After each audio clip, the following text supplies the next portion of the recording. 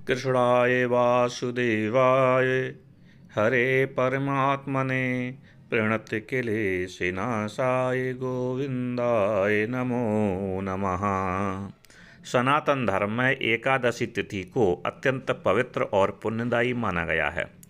वर्ष भर में आने वाली सभी एकादशियों का अपना विशेष महत्व होता है, परंतु चैत्र मास के शुक्ल पक्ष की एकादशी, जिसे कामदा एकादशी कहा जाता है, विशेष रूप से फलदायी मानी जाती है।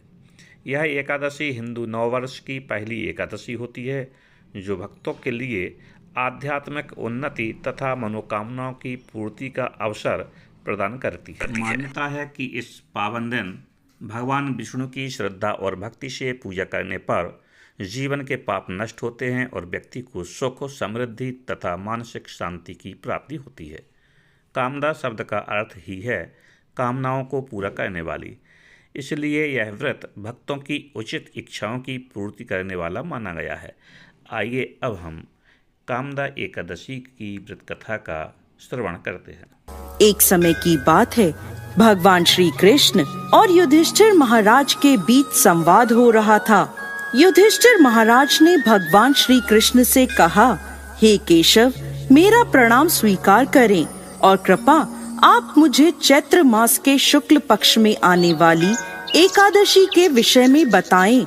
युधिष्ठिर महाराज की बात सुनकर भगवान श्री कृष्ण ने उत्तर दिया, प्रिय युधिष्ठिर महाराज, चैत्र मास के शुक्ल पक्ष में आने वाली इस एकादशी को कामदा एकादशी कहते हैं। इस व्रत का पालन करने से समस्त पाप नष्ट हो जाते हैं और व्रत का पालन करने वालों को पुत्र रत्न की प्राप्ति होती है। इस प्रकार भगवान श्री कृष्ण ने कामदा एकादशी की व्रत कथा कहना प्रारंभ किया। अनेक वर्षों पूर्व रत्नपुर नामक गंधर्वों और किन्नरों के राज्य में उनके राजा पुंडरीक निवास करते थे। गंधर्वों और किन्नरों के इस राज्य में सुख, समृद्धि और प्रसन्नता का वास था। इस राज्य में एक श्रेष्ठ अप्सरा ललिता अपने पति गंधर्व ललित के साथ रहती थी।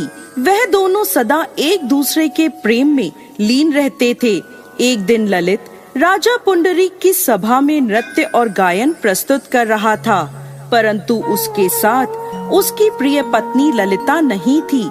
नाचते और गाते समय उसे ललिता की याद आ गई और उसके पैरों की गति धीमी हो गई। उसकी जीभ लड़खड़ाने लगी। तब सभा में उपस्थित नागराजों में श्रेष्ठ करकोटक नाम के एक नाग को ललित के मन का संताप ज्ञात हो गया। उसने राजा पुंडरीक को ललित के पैरों की गति रुकने एवं गायन में गलती होने की बात बता दी।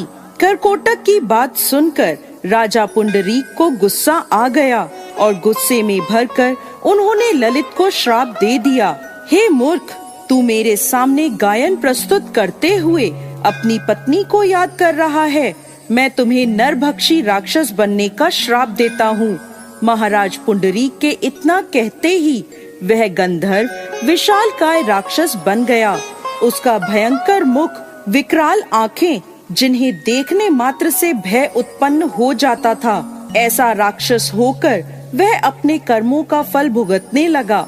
जब उसकी प्यारी पत्नी ललिता को इस बात का पता चला तो वो बहुत दुखी हुई।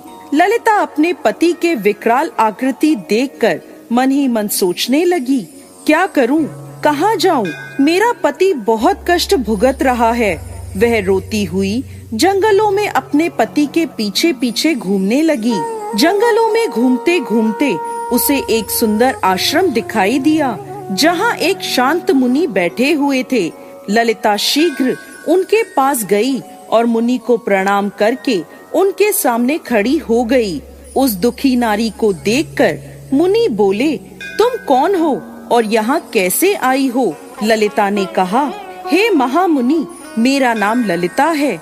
मेरे स्वामी अपने पाप दोषों के कारण राक्षस बनकर घने जंगल में भटक रहे हैं। उनकी यह अवस्था मुझसे देखी नहीं जाती। आप मुझे कोई ऐसा उपाय बताएं जिसके प्रभाव से मेरे पति को राक्षस योनि से छुटकारा मिल जाए। मुनिवर बोले, हे पुत्री, इस समय चैत्र मास के शुक्ल पक्ष की कामदा नामक एकादशी है, जो सभी पापों को हरने वाली है और अति उत्तम है। तुम कामदा एकादशी का विधि पूर्वक व्रत करो और व्रत का पुण्य अपने स्वामी को प्रदान करो। पुण्य देने पर क्षण भर में ही उसके सारे दोष दूर हो जाएंगे। मुनि के यह वचन सुनकर ललिता ने कामदा एकादशी का विधिवत व्रत और पूजन किया। पूजन करने के बाद वह उन्हीं ब्राह्मण ऋषि के समीप गई और अपने पति के उद्धार के लिए यह वचन कहने लगी, मैंने जो यह कामदा एकादशी का व्रत किया है, इसके पुण्य के प्रभाव से मेरे पति को राक्षस योनि से मुक्ति मिल जाए। ललिता के इतना कहते ही क्षण भर में ललित का पाप दूर हो गया और उसने पुनः अपने दिव्य देह को धारण कर लिया। वह दोनों पति पत्नी कामदा एकादशी के व्रत के प्रभाव से पहले की अपेक्षा और भी अधिक सुंदर रूप धारण कर स्वर्ग लोक को प्राप्त हुए। हे धर्मराज युधिष्ठिर, मैंने संसार के हित के लिए आपके सामने इस व्रत का वर्णन किया है। कामदा एकादशी ब्राह्मण हत्या आदि पापों से मुक्ति प्रदान करने वाली है। राजन, कामदा एकादशी की कथा को पढ़ने सुनने से वाजपेय यज्ञ का फल प्राप्त होता है। जय श्री हरि विष्णु।